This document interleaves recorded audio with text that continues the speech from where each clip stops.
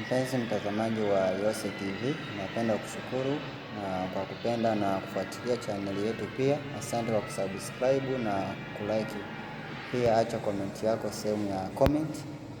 Kwa wakati huu ningependa kutoa ushauri kwa watu wanaopenda kuanza biashara. Cha kwanza unahitaji kuwa na vitu vifuatavyo. Wazo namba moja ni wazo la biashara. Kwa nini wazo la biashara?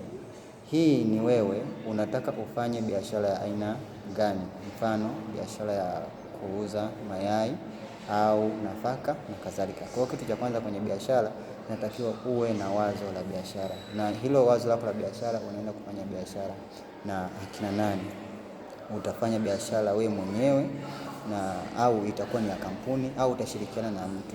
Na ukisema ufanye biashara wewe mwenyewe, na maana wewe ndio utakuwa ni supplier na wewe ndio utakuwa ndio unafanya purchase ya goods kwa ajili ya kuweza kuwauzia customer wako. Yaani wewe mwenyewe ndio owner na ndio founder ndio seller huyo. Kwa hiyo cha kwanza lazima uwe na wazo la biashara. Kama mimi nataka niwe na biashara ya aina fulani, na nitaifanyaje? Je, nitakuwa niko na watu ambao nitakuwa nashirikiana nao katika kazi ambao watakuwa wasaidizi, labda kwamba nitakuwa ni biashara ambao nitafanya nao kwamba nitakuwa bosi alafu nitakuwa na wafanyakazi wengine ambao watasaidia nao, na tuseme labda ni mgahawa kwa wale wajasiriamali, watu wadogo wadogo, kwamba nitakuwa na biashara ya kuuza chakula, lakini chakula sitaweza kupika wakati huo huo mimi mwenyewe niweze kwenda kuhudumia wateja. Kwa hiyo nitahitaji wasaidizi ambao mimi wakati naandaa chakula au kuna watu watakao wananunua chakula, wengine wanaweza kuwa wanahudumia customer wangu. Kwa hiyo cha kwanza lazima uwe na wazo la biashara. Jambo la pili ni eneo. Kwenye swala la eneo hapa naongelea ni wapi unapoenda kufanyia biashara yako. Na nani unaofanya nao biashara? Hapa unaofanya nao biashara ina maana ni customer au wateja wako, na pia wewe utakuwa kama supplier kwa biashara yako. Sawa. Jambo lingine, katika upande wa eneo, jaribu kufanya location nzuri. Unapochagua eneo ulingane na market yako, yani uangalie wateja wako unaenda kufanya nao biashara ni wateja wa aina gani, cha kwanza. Kwa hiyo usije ukachagua kwa mfano labda unataka kuuza biashara ya masweta alafu ukaenda kupeleka katika mkoa ambao una joto sana, labda useme Dar es Salaam, ukaenda kuuza makoti. Kwa hiyo ni jambo ambalo hutoweza kufanikiwa. Cha kwanza katika eneo uweze kuchagua kwamba hii biashara naenda kufanya katika sehemu fulani itaweza kukaa vizuri. Jambo lingine ni mtaji. Hapa ndipo wengi tunashindwa kutimiza malengo yetu. Tafadhali, kama una mpango wa kuanzisha biashara kubwa, anza biashara yako leo kwa kuwekeza kidogo kidogo, huku ukiwa unaangalia malengo yako ni wapi.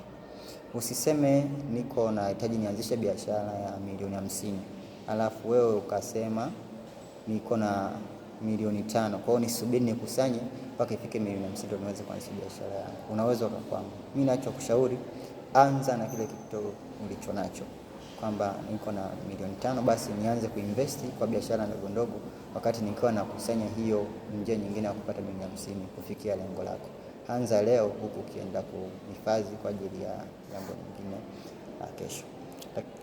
Hii katika biashara inakusaidia wewe uweze kuanza, na usiseme kwamba biashara lazima nianze na kitu kikubwa kwa moja. Wapo ambao wanaanza na mitaji mikubwa tayari ameshajiwekeza, lakini hakuna mtu ambaye amekimbilia tu kuanzisha kampuni wakati hajawa na biashara ambayo amepitia ndogo ndogo, mitaji mdogo mdogo. Kama unajua bado hujawa na uwezo wa kufikia, hata ukiona watu ambao wamefanya karibu biashara atakwambia tulianza kidogo kidogo na hatimaye tumefikia sehemu kubwa. Hata mimea inaanza kuchukua ikiwa midogo, baadaye inakuwa kubwa. Kwa hata watu ambao wanatengeneza branches za biashara, ina maana kwamba wameanza kidogo, wameinvest, baadaye ndio wakaweza kufungua branches. Kwa anza na kile ulicho nacho. Anza leo, usiseme nikusanye pesa ziwe nyingi ndio nianze. Anza ulicho nacho, hivyo vingine vitakufuata ushaanza. Pia asante, usisahau kusubscribe kama umependa video hii, pia kuweka comment yako. Ubarikiwe na Bwana, na toa maoni yako, na usisahau kufuatilia video zingine ambazo zinafuata katika channel hii yetu ya Yose TV.